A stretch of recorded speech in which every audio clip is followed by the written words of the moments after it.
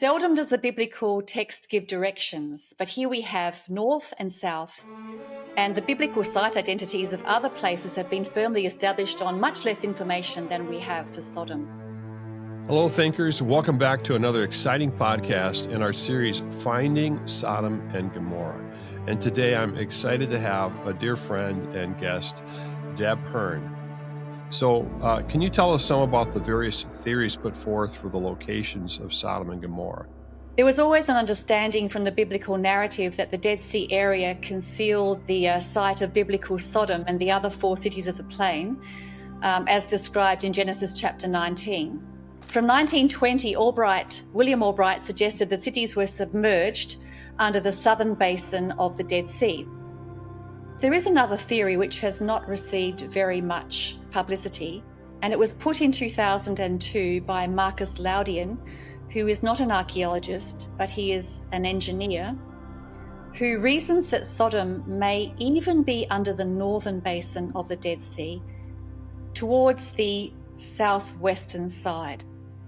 And he supports the views of classical historians that locate Sodom near En-Gedi, with the southern basin being once a fertile agricultural region. And he also notes the location of all of the minerals that are mentioned in the destruction of Sodom, salt and sulfur and bitumen and so on, which are found on the southwest side of the Dead Sea Valley. And he mentions that En-Gedi, which features in one of the stories about Sodom, is over on the west side. So this is another theory that I lean to. It's yet to be confirmed by archaeological exploration, and it may never be confirmed, because if the site of Sodom is actually in the northern basin, well, we don't anticipate that is likely to be revealed, to be uncovered. Well, I know that there's another view that's, that encountered uses the border of the Canaanites, described in Genesis 10:19, to say that the cities of the plain should be located all along the Dead Sea, more or less in a line. I think that's a reasonable conclusion to draw from Genesis chapter 10, verse 19, at least insofar as the general location of Sodom and the other cities.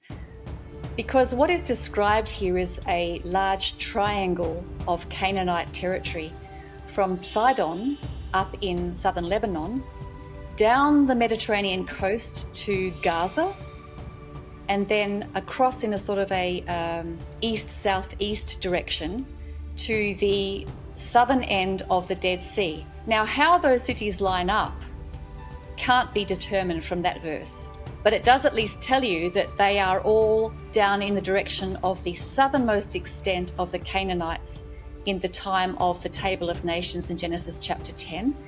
And that is confirmed again in Judges, where the Amorites occupy land all the way down to Wadi Tzin, which also runs into the southern part of the Dead Sea.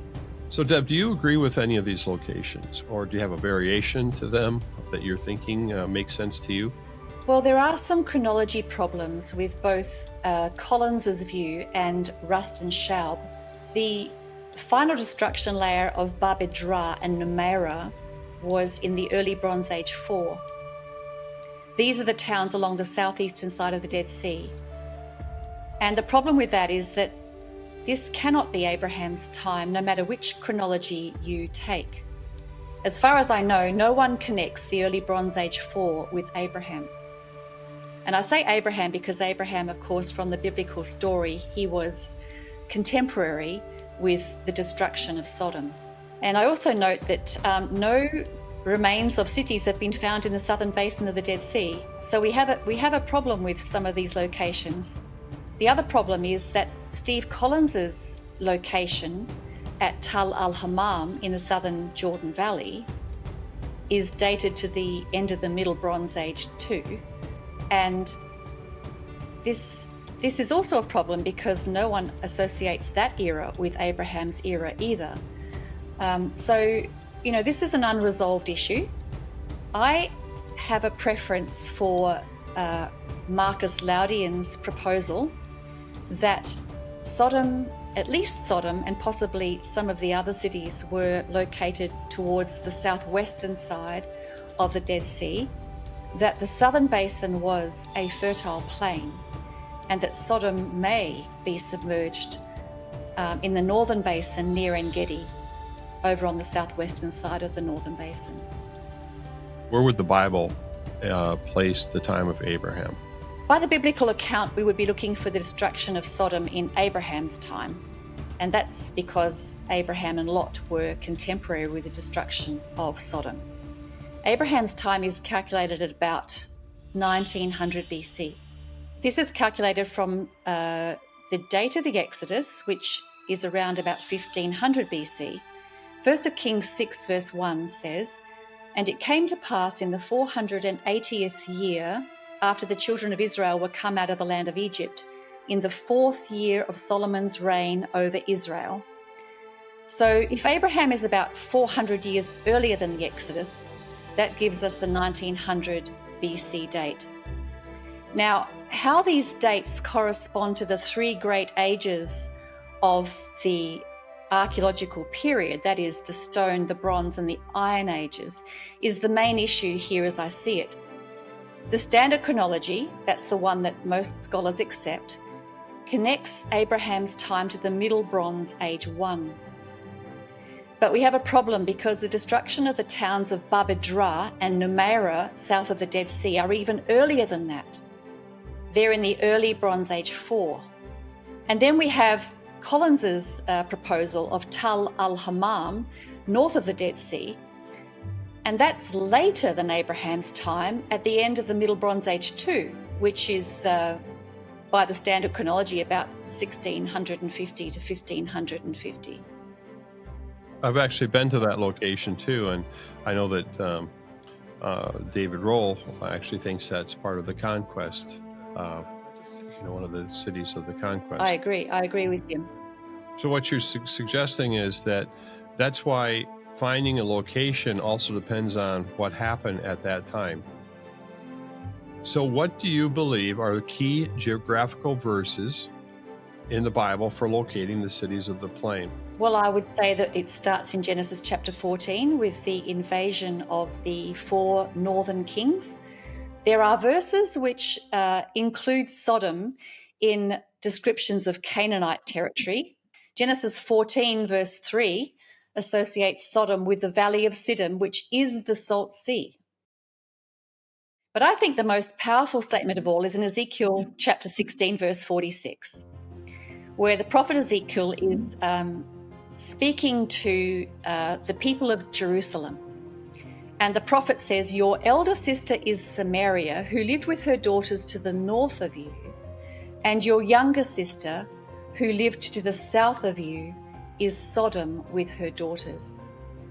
Now, Sodom is directly south of Jerusalem if Sodom is in the southern Dead Sea area.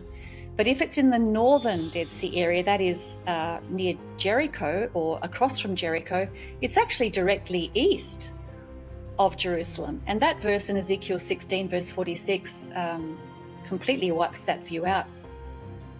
So Deb, when you look at the biblical verses that give you some type of geographical understanding, is Ezekiel chapter 16 the one that really you focused on, that shows you that Sodom has to be south of Jerusalem? Is that your thinking?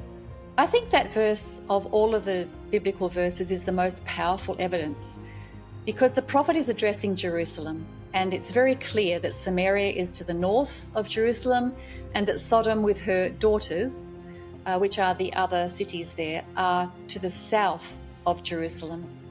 This is conclusive for the expected location of Sodom relative to Jerusalem. But Tal al-Hammam is directly east of Jerusalem, so it cannot be Sodom. Seldom does the biblical text give directions, but here we have north and south, and the biblical site identities of other places have been firmly established on much less information than we have for Sodom. Well, Deb, I think we're going to come back for another episode, and we're going to be talking about some of the whole question of how was the city destroyed and your ideas about that. And I want to talk about Ron Wyatt and his location. So when we come back for another episode, we're going to have Deb give us her thoughts as to Sodom and Gomorrah, and we're going to get some more insights. So, Deb, thanks for joining us for this one program. And once again, thinkers, keep on thinking.